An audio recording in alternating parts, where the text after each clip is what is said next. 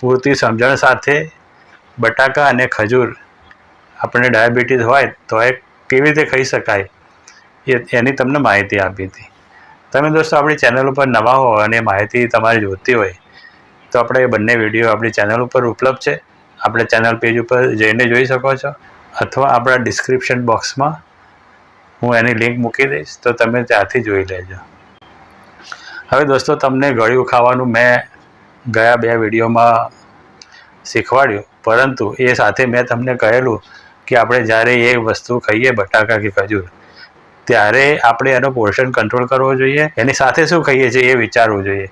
એટલે દોસ્તો આજે એક એવી વસ્તુ તમારા માટે લઈને આવ્યો છું કે એ વસ્તુ કોઈ પણ તમે આજે ખજૂર કે બટાકા ખાઓ એની સાથે તમે મિક્સ કરશો તો પહેલાંનું જે શુગર વધારી દેવાનો ગુણધર્મ છે એ આ વસ્તુ એને બેલેન્સ કરી દેશે. એટલે એવી જ એક વસ્તુ આજે તમારા માટે લઈને આવ્યો છું. દોસ્તો એ વસ્તુ તમારા માટે લઈને આવ્યો છું.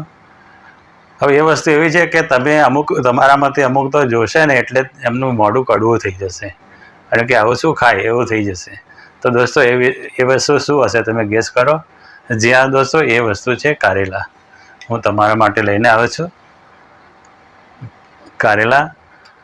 આપણામાંથી ઘણાને નહીં ભાવતા હોય, પરંતુ દોસ્તો આપણે ડાયાબિટીસ સાથે જ્યારે યુદ્ધ માંડ્યું છે, ડાયાબિટીસને આપણે હરાવવો છે, એ ડાયાબિટીસને હરાવવા માટે આ એક શસ્ત્ર છે અને આ એક કુદરતી શસ્ત્ર છે. મેડિસિનની જેમ એની સાઈડ ઇફેક્ટ બી નથી. એટલે દોસ્તો આ કુદરતી શસ્ત્ર તમારે વાપરવું જ પડશે. તમને ના ભાવતું હોય તો દવા તરીકે વાપરવું પડશે. તો દોસ્તો ચલો આજે જોઈએ કે કારેલા આપણા ડાયાબિટીસને કેવી રીતે કંટ્રોલ કરવા મદદ કરે છે અને એમાં એવું તો શું હોય છે કે જે આપણા શુગરને ઓછું કરી આપે છે. તો ચલો એના વિશે આગળ દોસ્તો એકવાર જણાવી દઉં કે આપણે સામાન્ય રીતે આપણા ગુજરાતમાં જ્યારે કારેલા લાવીએ છીએ ત્યારે એનો ઓરિજિનલ રસ આપણે સુમારીને પછી મીઠું નાખીને પછી પાણી નિતારીને કાઢી નાખીએ છીએ. જો એવી રીતે તમે કારેલા બનાવશો અને ખાશો તો એનો કોઈ મતલબ જ નહીં રહે. આપણે કારેલાની કડવાશ કાઢીએ છીએ, પરંતુ એ જ કડવાશ આપણા માટે જરૂરી છે. બીજું, તમે જ્યારે મીઠું નાખશો ત્યારે એ કારેલું અખાદ્ય થઈ જશે, કારણ કે બહુ મીઠુંવાળું જે મીઠાવાળો પદાર્થ હોય એ તમારું પ્રેશર એકદમ શૂટ આઉટ કરી નાખે. એટલે ખૂબ મીઠું તમે નાખો એટલે તમારું પ્રેશર વધે અને તમે બધા જ પોષક તત્વો જે અગત્યના હોય એ કાઢી નાખો. એટલે પછી કારેલો ખાવાનો કોઈ મતલબ રહે નહીં. એટલે દોસ્તો હવે પછી જે આપણે કારેલો ખાવું જોઈએ એ વાત કરીશું, કારેલા ખાવાનો ઉલ્લેખ કરીશું, એનો રસ કાઢ્યા વગરની વાત કરીશું. બરાબર ને? હવે આ કડવું કારેલું આપણા માટે કેવું સાબિત થાય છે, આશીર્વાદરૂપ સાબિત થાય છે એ આપણે જોઈશું. પરંતુ દોસ્તો આ કારેલાના ગુણધર્મો સમજાવતા પહેલાં, કારણ કે આપણે જ્યારે ઉલ્લેખ કરીએ કે કારેલું આ રીતે કાર્ય કરે છે તો અમુક શબ્દો છે એ આપણા આગળના વિડીયોમાં આવી ગયેલા છે, પરંતુ આજે જે મિત્રો નવા જોઈન થયેલા છે એમના માટે એ શબ્દોનો અર્થ સમજાવવો જરૂરી છે. એમાં સૌથી પહેલા નંબરનો અર્થ ઇન્સ્યુલિન છે. હવે દોસ્તો ઇન્સ્યુલિન એ આપણું શુગર જ્યારે આપણા બ્લડમાં વહીને આપણા કોષ જોડે પહોંચે ત્યારે એ કોષને અંદર એન્ટર થવા માટેની એક ચાવી છે. આ ઇન્સ્યુલિન આપણા પાનક્રિયાસમાંથી અથવા તો પેનક્રિયાસ જે તમે બોલતા હોય એ બંને એક જ છે, એમાંથી રિલીઝ થશે અને ત્યાં જઈને જેમ આપણે તાળાની ચાવીની જરૂર પડે એવી ચાવી રૂપનું કામ કરશે. દોસ્તો આપણા કોષની અંદર ઇન્સ્યુલિન માટેના રિસેપ્ટર્સ હોય છે. હવે આ રિસેપ્ટર્સ કોઈ પણ કારણે બગડી જાય છે અને આપણા બ્લડમાં વહેતું ઇન્સ્યુલિન એ કોષની અંદર આપણા શુગરને ચયાપચય કરાવી શકતું નથી. એટલે આને દોસ્તો ઇન્સ્યુલિન રેઝિસ્ટન્સ કહેવાય. અને જ્યારે ઇન્સ્યુલિન કોષ જોડે પહોંચે અને કોષ ઇન્સ્યુલિનને ઓળખે અને ઇન્સ્યુલિનને કામ કરવા દે એને ઇન્સ્યુલિન સેન્સિટિવિટી કહેવાય છે. એટલે બંને વસ્તુ તમે સમજી લેશો તો જ આપણે કારેલું આપણને કેવી રીતે મદદ કરે છે એ સમજી શકીશું. દોસ્તો આપણે જ્યારે ડાયાબિટીસને હરાવવો હોય અને ડાયાબિટીસ વિશે કોઈ પણ વાત કરવી હોય એટલે ડાયાબિટીસની બેઝિક સમજ આપણામાં હોવી જરૂરી છે. હવે જો તમે આપણા આગળના વિડીયો ના જોયા હોય તો એ બધા જ વિડીયો તમે જઈને તમારી બેઝિક સમજ મજબૂત કરી દેજો અને સારી કરી દેજો, કે જેથી આ વિડીયો અને એ પછી આવતા તમામ વિડીયોમાં તમને વિષયની ખૂબ ઝડપથી અને ખૂબ સારી રીતે સમજ. હવે આપણે એ જોઈએ કે આપણું જે આ કારેલું છે આપણને આપણા ડાયાબિટીસના મેનેજમેન્ટમાં કેવી રીતે મદદ કરે છે. દોસ્તો કારેલાની અંદર 4 પ્રકારના કમ્પાઉન્ડ હોય છે, સંયોજનો હોય છે. દોસ્તો આ જે 4 વસ્તુઓ છે એના વૈજ્ઞાનિક નામો છે અને એ નામો હું તમને હમણાં 1 by 1 સમજાવવાનો છું. પરંતુ તમારે વૈજ્ઞાનિક નામો યાદ રાખવાની જરૂર નથી કે એની પર બહુ ભાર આપવાની જરૂર નથી. પરંતુ આ એક હેલ્થ વિષયક મેડિકલ વિડીયો છે, મેડિકલ સબ્જેક્ટવાળો વિડીયો છે. એટલે એ બધી જે વ્યાખ્યાઓ છે, એ શબ્દો છે, એનો ઉલ્લેખ કર્યા વગર માહિતી અધૂરી ગણાય છે. કારણ કે જેમને સાદી સમજણ લેવી છે એના માટે બરાબર છે, પરંતુ જેમને રસ છે અને જાણવા માગે છે એમના માટે મારે આ શબ્દોનો પ્રયોગ કરવો પડે. પરંતુ જેમને સાયન્ટિફિક શબ્દોમાં રસ ના હોય એ શબ્દોને ઇઝી લઈ શકે છે, યાદ રાખવાની જરૂર નથી, પરંતુ સમજવાની જરૂર છે. તો ચલો આપણે જોઈએ. દોસ્તો આપણે કારેલાના જે મેં સંયોજનો કયા એના વિશે સમજીએ એ પહેલાં એક શબ્દ જાણી લેવો જરૂરી છે અને એ શબ્દ છે ગ્લાયકોજન. જ્યાં દોસ્તો જ્યારે પણ આપણા શરીરમાં એક્સેસ જ્યારે ગ્લુકોઝ હોય છે, વધારાનો ગ્લુકોઝ હોય છે, ત્યારે એનો સંગ્રહ ગ્લાયકોજન બનીને આપણા શરીરમાં થતો હોય છે. અને જ્યારે વળી પાછું આપણા શરીરને એનર્જીની જરૂર પડે, સપોઝ આપણે દોડીએ કે કસરત કરીએ કે કોઈ પણ એ ફિઝિકલ એક્ટિવિટી આપણી વધી જાય અને આપણા શરીરને તાત્કાલિક પાછી શક્તિની જરૂર પડે, ત્યારે આ ગ્લાયકોજનમાંથી વળી પાછો આપણને ગ્લુકોઝ મળતો હોય છે. એટલે દોસ્તો આ ગ્લાયકોજન શબ્દ સાંભળીને એનો અર્થ આપણને ખબર પડવી જોઈએ અને એનું કાર્ય ખબર પડવી જોઈએ.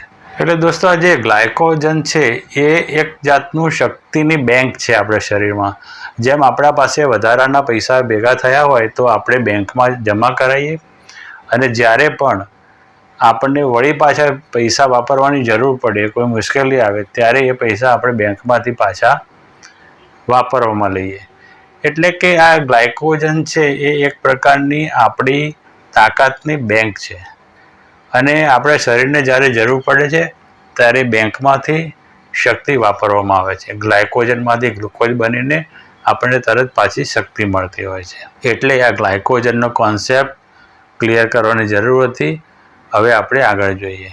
દોસ્તો કારેલામાં રહેલા આપણને મદદ કરતા પહેલા પદાર્થનું નામ છે ચેરેન્ટીન. જ્યાં દોસ્તો આ ચેરેન્ટીન જે છે એ આપણા કોષની ઇન્સ્યુલિન સેન્સિટિવિટીને વધારીને આપણા કોષમાં ઇન્સ્યુલિનનો ઉપયોગ કરીને આપણા બ્લડ સ્ટ્રીમમાંથી, બ્લડના પ્રવાહમાંથી શુગરને વાપરી નાખે છે. દોસ્તો આ ચેરેન્ટીનનું એક બીજું કામ ગ્લાયકોજનનું સિન્થેસિસ કરવાનું છે, એનું પ્રોડક્શન કરવાનું છે. એટલે દોસ્તો જ્યારે પણ વધારાનો ગ્લુકોઝ આપણે શરીરમાં હોય અને એનું ગ્લાયકોજનમાં રૂપાંતર કરી દે, એટલે શું થાય, કોષમાંથી ગ્લુકોઝ ગ્લાયકોજનમાં જતો રહ્યો, કોષ ખાલી થઈ ગયો અને બ્લડમાંથી કોષમાં સુગર ગયું. એટલે આપણું સુગર લેવલ મેન્ટેન રહે છે. હવે દોસ્તો જે આ ગ્લાયકોજન બન્યો એ આપણા લીવરમાં, બધા મસલ્સમાં અને એડિપોઝ ટિશ્યુમાં જમા થાય છે. દોસ્તો હું હમણાં એડિપોઝ ટિશ્યુ બોલ્યો, હવે આ શબ્દની તમને ખબર ના હોય તો ખૂબ ઝડપથી સમજાવી દઉં. દોસ્તો એડિપોઝ ટિશ્યુ એક એવા ટિશ્યુ જે છે જે ટેમ્પરરી હોય છે અને આપણા શરીરમાં હોય છે, આપણી ચામડીની નીચે પણ હોય છે. આ એડિપોઝ ટિશ્યુ જે હોય છે એની અંદર આપણો જે ગ્લુકોઝ છે એનું ગ્લાયકોજનમાં પરિવર્તન થઈને એનો સ્ટોર થયેલો હોય છે, એનો સંગ્રહ થયેલો હોય છે. અને જ્યારે પણ પાછી જરૂર પડે ત્યારે આ ટિશ્યુ ઓગળીને એમાંથી આપણને પાછો ગ્લુકોઝ મળી જતો હોય છે. એટલે આ એડિપોઝ ટિશ્યુ આપણા શરીરમાં ખૂબ અગત્યનું કામ કરે છે. એડિપોઝ ટિશ્યુ આપણા શરીરની બીમારી વખતે, આપણે ખૂબ કસરત કરીએ ત્યારે કે જ્યારે પણ જરૂર પડે ત્યારે આપણને ગ્લુકોઝ પ્રોવાઈડ કરતું હોય છે. સપોઝ તમે એક દિવસનો ઉપવાસ કર્યો હોય તો તમારા ઉપવાસના ટાઈમે તમારી તાકાત જાળવી રાખવા માટે આ એડિપોઝ ટિશ્યુ કામ કરે છે. દોસ્તો એડિપોઝ ટિશ્યુ એક બીજું કામ બી કરે છે, આપણી ચામડીની નીચે એનું લેયર હોય છે અને એ લેયર હોવાથી આપણા શરીરની ગરમી બહાર નીકળી નથી જતી અને આપણા શરીરના ટેમ્પરેચરનું એ નિયમન કરતી હોય છે. દોસ્તો આપણે ચેરેન્ટીન વિશે જાણ્યું. હવે એક બીજો એવો પદાર્થ છે, બીજો કમ્પાઉન્ડ છે, એનું નામ છે પોલીપેપ્ટાઇડ પી. હવે આ પોલીપેપ્ટાઇડ પી છે એ એક્ઝેક્ટ જાણે આર્ટિફિશિયલ ઇન્સ્યુલિન હોય એવું કામ કરે છે, ઇન્સ્યુલિનની નકલ કરે છે. આપણા શરીરને એવું લાગે છે કે આપણા બ્લડમાં ઇન્સ્યુલિન આવ્યું અને ઇન્સ્યુલિન જે કામ કરે છે કોષની અંદર શુગરનું પાચન કરાવવાનું, એમાંથી ઉર્જા ઉત્પન્ન કરાવવાનું, આ બધું કામ આ કારેલામાં રહેલું પોલીપેપ્ટાઇડ પી પણ કરે છે. એટલે આપણે જ્યારે કારેલાનો ખોરાક તરીકે એનો રસ કાઢ્યા વગર ઉપયોગ કરીએ ત્યારે આપણા શરીરને એક જાતનું આર્ટિફિશિયલ ઇન્સ્યુલિન જેવું મળી જતું હોય છે અને એ ઇન્સ્યુલિન જેવું જ કામ કરીને શુગરનું ચયાપચય કરાવી દે છે અને એના લીધે આપણું બ્લડ શુગર માપમાં રહે છે, કંટ્રોલમાં રહે છે. દોસ્તો, આપણે ચેરેન્ટિન વિશે જાણ્યું, એના પછી પોલીપેપ્ટાઇડ પી વિશે જાણ્યું. હવે દોસ્તો, બે કમ્પાઉન્ડ એક સરખા છે, એ લગભગ એક સરખું જ કામ કરે છે. એ બંને કમ્પાઉન્ડ આપણે સાથે જોઈ લઈએ. એ છે વાયસિન અને મોમોડિન. હવે દોસ્તો, આ જે બે કમ્પાઉન્ડ છે, આ બે પદાર્થો છે, કારેલામાં રહેલા છે, આ પદાર્થો બેવડું કામ કરે છે. એ બે રીતે ફાયદો કરે છે. આ બંને પદાર્થો આપણા પાનક્રિયાઝનું કાર્ય સારું કરે છે અને આપણા પાનક્રિયાઝમાંથી ઇન્સ્યુલિનનું સેક્રેશન, એનું પ્રોડક્શન વધારી આપે છે. એટલે દોસ્તો, જ્યારે આપણું પાનક્રિયાઝ ઇન્સ્યુલિન વધારે ઉત્પન્ન કરે એટલે દેખીતું જ છે કે ઇન્સ્યુલિન આપણા બ્લડમાં થઈને કોષ સુધી પહોંચે અને એનું કાર્ય સારી રીતે કરે, શુગરનું ચયાપચય કરાવી દે એટલે આપણા બ્લડમાં શુગર ઓછી થાય. દોસ્તો, હવે આ વાયસિન અને મોમોડિન એ જે મેં કહ્યું કે બેવડું કામ કરે છે, એ પહેલું કામ તો મેં તમને જણાવ્યું કે આપણા પાનક્રિયાઝને સક્રિય કરીને ઇન્સ્યુલિનનું સેક્રેશન વધારે છે, પ્રોડક્શન વધારે છે. બીજું દોસ્તો, આપણા કોષની અંદર થઈ રહેલા ડેવલપ થઈ રહેલા ઇન્સ્યુલિન રેઝિસ્ટન્સને ઓછું કરે છે. એટલા બે કામ કર્યું. એક તો એણે ઇન્સ્યુલિન વધાર્યું અને બીજું ત્યાં કોષમાં જઈને ઇન્સ્યુલિન રેઝિસ્ટન્સ ઓછું કર્યું. એટલે આ બંને પદાર્થો વાયસિન અને મોમોડિન, એ બંને પદાર્થો આવું બેવડું કામ કરીને આપણું બ્લડ શુગર ઘટાડે છે અને આપણું ડાયાબિટીસ કંટ્રોલમાં રાખે છે. એટલે દોસ્તો, આપણે જોયું કે કારેલામાં રહેલા આ બધા કમ્પાઉન્ડ્સ, આ બધા પદાર્થો આપણને ઘણી બધી રીતે લાભ કરે છે. એક તો ઓવરઓલ બધા જ ભેગા થઈને આપણા બ્લડ શુગરને કંટ્રોલ રાખે છે, મેનેજમેન્ટમાં રાખે છે, એક ધારું રાખે છે. બીજું દોસ્તો, આપણે જોયું કે એમાં રહેલા કમ્પાઉન્ડ્સ આપણી ઇન્સ્યુલિન સેન્સિટિવિટીને વધારે છે. આપણે એ પણ જોયું કે એમાં રહેલા જે કમ્પાઉન્ડ્સ છે બધા, એ આપણું ઇન્સ્યુલિન રેઝિસ્ટન્સ ઓછું કરી આપે છે. એની સાથે સાથે આપણે એ પણ જોયું કે આપણા પાનક્રિયાઝની તાકાત વધારીને એમાંથી ઇન્સ્યુલિન સેક્રેશન વધારે છે અને એ રીતે પણ ફાયદો કરે છે. ઇન્સ્યુલિન સેક્રેશન વધે, બ્લડમાં ઇન્સ્યુલિનનો પ્રવાહ વધે એટલે ઇન્સ્યુલિન કોષમાં જાય અને શુગરનું પાચન કરાવી દે. એટલે આ રીતે આપણે જોયું કે ઓવરઓલ ચારે બાજુથી મદદ કરીને આપણું શુગરનું લેવલ કંટ્રોલમાં રાખે છે. દોસ્તો, એના સિવાય કારેલું જે છે એની અંદર પોષક તત્વો તો છે, પરંતુ કાર્બોહાઈડ્રેટ્સ બહુ ઓછી માત્રામાં છે અને ફેટ્સ પણ ઓછી માત્રામાં છે. એટલે દોસ્તો, કારેલું જે છે એ આપણા વેટ મેનેજમેન્ટમાં પણ મદદ કરે છે. જ્યારે પણ આપણું વેટ આપણે કંટ્રોલમાં કરીશું એટલે આપણું ઇન્સ્યુલિન પ્રોડક્શન વધશે અને ડાયાબિટીસ કંટ્રોલમાં આવશે. એટલે દોસ્તો, કારેલું છે એની બનાવટ જ એવી છે કે એમાં બહુ ચરબી નથી, એમાં બહુ કાર્બોહાઈડ્રેટ્સ નથી, પણ ફક્ત પોષક તત્વોથી ભરેલું છે.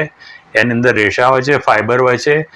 દોસ્તો, કારેલાની અંદર વિટામિન્સ, મિનરલ્સ અને એન્ટીઓક્સિડન્ટ રહેલા છે અને આ બધા જ પોષક તત્વો આપણા શરીરની વેલબિંગ માટે, આપણી તબિયત સારી થાય એના માટે, આપણી ઓવરઓલ હેલ્થ માટે ખૂબ સારા છે.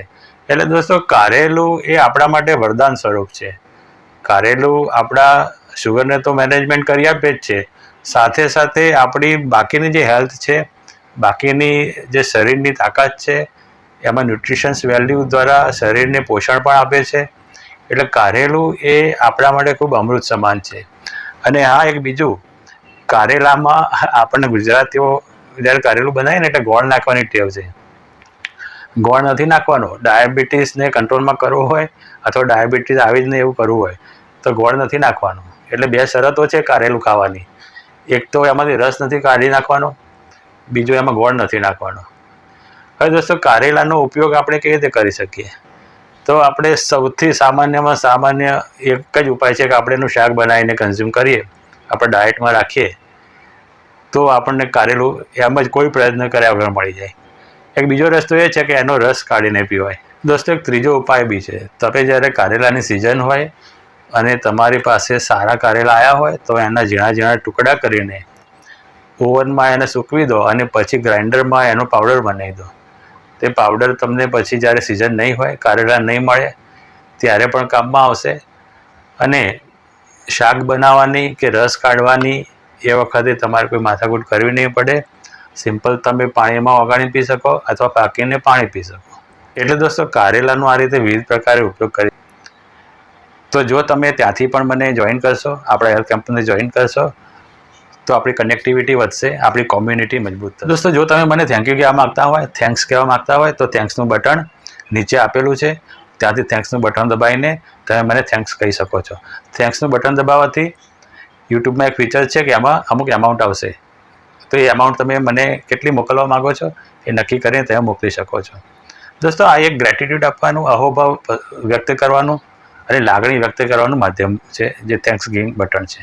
નવા જોઈન થયેલા મિત્રોને જણાવવાનું કે આપણી ચેનલને જો તમે સબસ્ક્રાઈબ ના કરી હોય તો તાત્કાલિક અત્યારે જ કરી દો. નીચે સબસ્ક્રાઈબનું બટન આપેલું છે અને એની બાજુમાં બેલ આઇકન આપેલું છે, એ બંને બટન દબાવો અને તમે સબસ્ક્રાઈબ કરી દો અને સબસ્ક્રાઈબર બની જાઓ કે જેથી તમારા હેલ્થને લગતી કોઈ પણ અગત્યની માહિતી તમે ચૂકી ના જાઓ.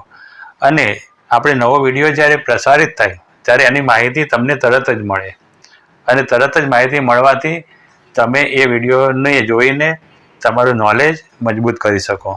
તો દોસ્તો આપણે આ વિડીયોમાં ઘણું બધું જાણ્યું, ઘણી બધી વાતો કરી. બસ હવે તમારી રજા લઉં છું. તમારો બધાનો ખૂબ ખૂબ આભાર, ખૂબ ખૂબ ધન્યવાદ. જય હિન્દ.